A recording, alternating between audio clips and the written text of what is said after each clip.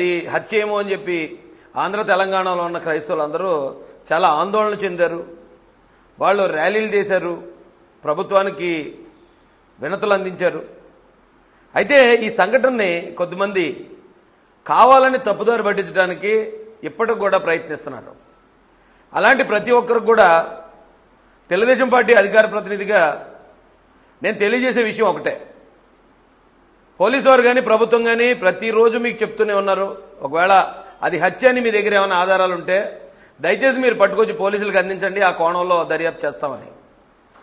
Police వారు ఈ విషయం జరిగిన వెంటనే ప్రాథమికంగా ఇది రోడ్డు ప్రమాదంగా ఉందని వారు గుర్తించడం జరిగింది. గుర్తించినప్పుడు ఆ రాజమండ్రి గవర్నమెంట్ హాస్పిటల్కి నేను కూడా వెళ్ళాను అదే రోజు.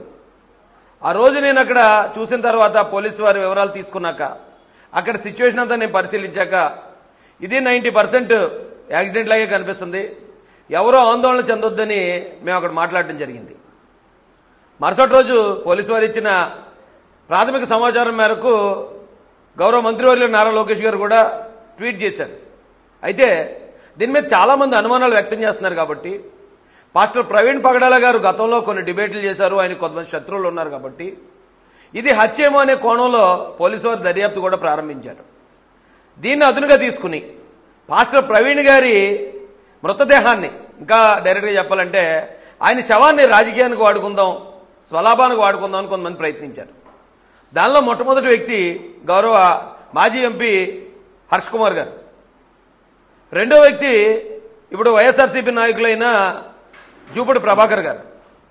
మూడో వ్యక్తి కేఏ పాల్ గారు. ఓకే, కేఏ పాల్ గారి విషయాల్ని ఎవరో పెద్దగా అంత పట్టించుకోరు అనుకోండి, కానీ వీళ్ళిద్దరూ ఇంటెన్షనల్గా ఇది యాక్సిడెంటా హత్య అనేది ఇంకా కన్ఫర్మ్ అవ్వకుండా యాక్సిడెంట్ జరిగిన రోజే, ఎప్పుడైతే ఆయన చనిపోయిన రోజు ఏదైతే ఉందో అదే రోజు హర్ష్ కుమార్ గారు అక్కడికి గవర్నమెంట్ హాస్పిటల్ దగ్గరికి వెళ్ళి ఇదంతా కూడా హత్యే, కన్ఫర్మ్ ఇది హత్య నాకు డాక్టర్లు కూడా చెప్పారు, అలాగే ఇదంతా కూటమి ప్రభుత్వం చేస్తుందని బేస్లెస్ ఎలిగేషన్స్ చేశారు.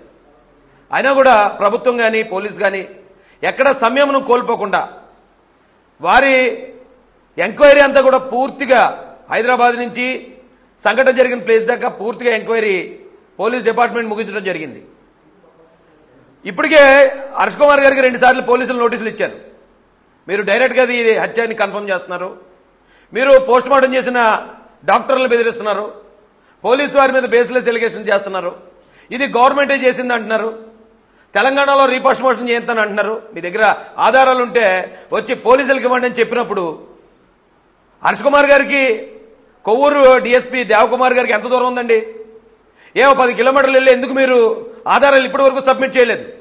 మొత్తం సీసీ ఫుటేజ్లన్నీ పరిశీలించిన తర్వాత రామరపాడు రింగ్ దగ్గర ఆయన కొంచెం స్పృహ తప్పినట్టు, ఆయన పడిపోయినట్టు, ఆయన అక్కడ రెస్ట్ తీసుకున్నట్టు ఆధారాలు చూపిస్తే ఇప్పుడు ఆయన అక్కడ ఉన్న వ్యక్తి అసలు ప్రవీణ్ పగడాల కాదంటున్నారు. లేదు, అంతకుముందు హైదరాబాద్లో ఆయన బయలుదేరిన సీసీ ఫుటేజ్ బయటకు వస్తే అసలు అందులో ఉన్న వ్యక్తి అతను కాదు, అతను డూప్ వేసుకుని వస్తున్నాడు అంటున్నారు. ఈ పుకార్లకు అంతులేదండి. నిజంగా అది మర్డర్ అనే ఆలోచన అనుమానం ఉన్న వాళ్ళు ఎవరైనా సరే దానికి ఇదిగో పాలన ఆయన ఒంటి మీద ఏమైనా దెబ్బలు ఉన్నాయా, లేకపోతే ఆయన ఏమైనా కర్రలతో కొట్టారా, ఆయన ఏమైనా కత్తులతో పొడిచారా అనేది ఆధారాలు మనం చూసిన వెంటనే ప్రాథమిక దర్యాప్తు, ప్రాథమిక పోస్ట్ మార్టం రిపోర్టు ఐజీ గారు ఆయన ప్రవేశపెట్టారు. ఒంటి మీద ఎటువంటి కర్రలతో కొట్టిన గాయాలు కానీ కత్తులతో పొడిచిన గాయాలు కానీ ఏమీ లేవు. కేవలం జారుడు గాయాలు, కొట్టుకుపోయిన గాయాలు మాత్రం ఉన్నాయి. ఈ భుజం మీద గాయాలు ఉన్నాయి. తొడకాలు కొట్టుకుపోయింది. తొడకాల పైన ఏదైతే ఒక చోట కాలిన గాయం, అది ఒకవేళ సైలెన్సర్ వల్ల జరిగిందా, దేని వల్ల జరిగిందో మేము ఎంక్వైరీ చేస్తున్నాం.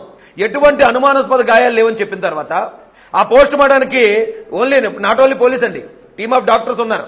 క్రైస్తవుల తరపున 5 పెద్దలు ఉన్నారు, 2 సాక్షులు ఉన్నారు. క్రైస్తవుల తరపున ఒక డాక్టర్ గారు ఉన్నారు. ఆ ఇంక్వెస్ట్ లో కానీ పోస్ట్ మార్టం లో కానీ వాళ్ళు ఇప్పటి వరకు ఎందుకు వచ్చి బయటకు వచ్చి హత్యను ఎందుకు మాట్లాడలేదో కనీసం ఈ హర్ష్ కుమార్ గారు, కేఏ పాల్ గారు, జూపూడి ప్రభాకర్ గారు గ్రహించాలని చెప్తున్నాను నేను. ఆ ఫ్యామిలీ మెంబర్స్ ఎవరో కూడా ఇప్పటిదాకా బయటకు వచ్చి ఆ సీసీ ఫుటేజ్ లో ఉన్నది ప్రవీణ్ పగడాల గారు కాదు, లేదా అక్కడ ఆయన హత్య చేశారు అని అనుమానం ఇప్పటి వరకు ఎందుకు వ్యక్తం చేయలేదో దయచేసి ఈ అనుమానాలు పుకార్లు పుట్టిస్తున్న వాళ్ళు గ్రహించాలని చెప్తున్నానండి.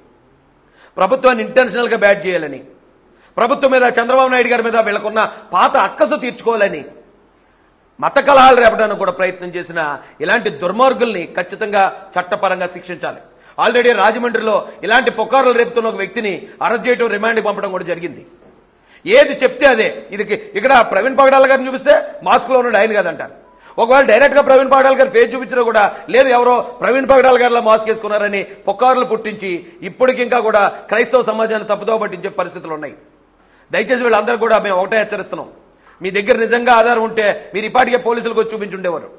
ఆధారాలు లేకుండా అక్కడ చంపేశారు, ఇక్కడ చంపేశారు, అలా కాదు ఇలా కాదని రకరకాల పుకార్లు పుట్టించి మీరు మత కలహాలు రేపడానికి మీరు చేసిన ప్రయత్నం ఈరోజు ఆంధ్ర తెలంగాణలో ఉన్న క్రైస్తవ, ముస్లిం, హిందూ సమాజం మిమ్మల్ని నమ్మలేదు కాబట్టి ఈరోజు ఇంత ప్రశాంతంగా ఉంది. ఈ ఆంధ్రప్రదేశ్లో ఎప్పుడు కూడా ఈ రకమైన మత కలహాలు ఎప్పుడూ లేవు. అందరూ అన్ని కులాలోళ్ళు, అన్ని మతాలోళ్ళు ఇక్కడ అభివృద్ధిని కాంక్షిస్తారు తప్ప ఒక మతాన్ని చంపేయాలి, ఈ మతమే బతకాలనే వాళ్ళు ఎవ్వరు కూడా ఇక్కడ లేరు. కానీ ఇంత పెద్ద కుట్ర చేశారు. ఈ కుట్ర ఈ రోజున ఆంధ్రప్రదేశ్ పోలీసు సమర్థవంతంగా వాళ్ళ ఎంక్వైరీలో ప్రతి ఒక్కదానికి ఆధారం తీసుకొచ్చి ప్రతి ఒక్కదానికి ఎవిడెన్స్ చూపిస్తూ వాళ్ళు ఈ రోజున ప్రజలకి చేసిన మేల్ని ఎప్పటికీ మర్చిపోలేమండి. అన్ని కులాల తరపున, అన్ని మతాల తరపున ఈ ఆంధ్రప్రదేశ్ పోలీసుకు కానీ వెంటనే స్పందించిన నారా లోకేష్ గారికి, నారా చంద్రబాబు నాయుడు గారికి, అలాగే హోంమంత్రి వంగల్పూడి అనిత గారికి కూడా హృదయపూర్వక ధన్యవాదాలు తెలియజేస్తున్నాం. ఖచ్చితంగా ఇలాంటి పుకార్లు ఎవరైనా బేస్లెస్ ఏ ఆధారం లేకుండా పుకార్లు పుట్టించేవారు ఎవరైనా ఉంటే వాళ్ళ మీద కూడా కఠినమైన చర్యలు తీసుకోవాల్సిందిగా పోలీసు వారిని కూడా మేము డిమాండ్ చేస్తూ నేను ముగిస్తానండి.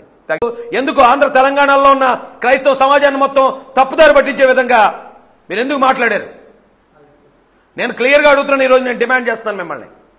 మీకు ఇది హత్య కాదు, ఇది ప్రమాదమే అని చెప్పి మీకు ఆ పోస్ట్ మార్టం చేసిన రోజే తెలుసు. మీకు తెలుసు అంటే నా దగ్గర ఆధారాలు ఉన్నాయి.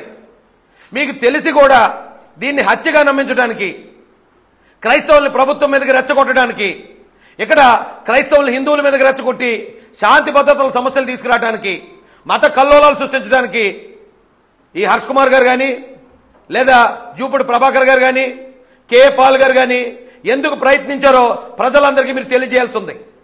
లేని పక్షాన వీరి ముగ్గురు మీద బేస్లెస్ అలిగేషన్ చేసి ఇంత పెద్ద మత కల్లోలాలు రేపడానికి కారకులైన ఈ ముగ్గురు మీద కూడా చట్టపరంగా చర్యలు తీసుకోవాలని మేము డీజీపీ గారిని డిమాండ్ చేస్తాం. ఎందుకు చెప్తున్నాను ఇదంటే, ఆయన చాలా క్లియర్గా ఇగో నా దగ్గర ఆధారం ఉంది, నేను రేపు సబ్మిట్ చేస్తాను అన్న హర్ష్ కుమార్ గారు ఈ రోజుకి 4-5 రోజులు అవుతుంది. ఎందుకు మీ ఆధారాలు బయట పెట్టలేదు? మీరు ఎందుకు ఇప్పటి వరకు జనాలు రెచ్చగొట్టారు? ఇది నేను ఈ ఆంధ్ర తెలంగాణలో ఉన్న హిందూ సమాజానికి కూడా నేను రిక్వెస్ట్ చేస్తున్నానండి. ఈ విషయాన్ని హిందువుల మీదకి నెట్టేయాలను, ప్రభుత్వం మీద నెట్టేయాలను ఇక్కడున్న ఏ క్రైస్తవులు కూడా ప్రయత్నించలేదు. దయచేసి వాళ్ళని మీరు అపార్థం చేసుకోకండి. 4-5 ఇలాంటి స్వార్థపరులు దీన్ని హత్యగా చిత్రీకరించడం ద్వారా ఇప్పుడు అనుమానాలు వ్యక్తం చేయడం వేరు, అనుమానాలు పుట్టించడం వేరు.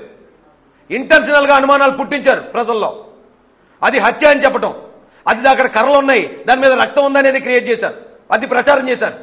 ఆయన 11:42 చనిపోతే 1 ఆయన ఫోన్ నుంచి ఆయన ఆఫీస్ డీటెయిల్స్ అడగడానికి మెసేజ్ వచ్చేదనేది క్రియేట్ చేశారు.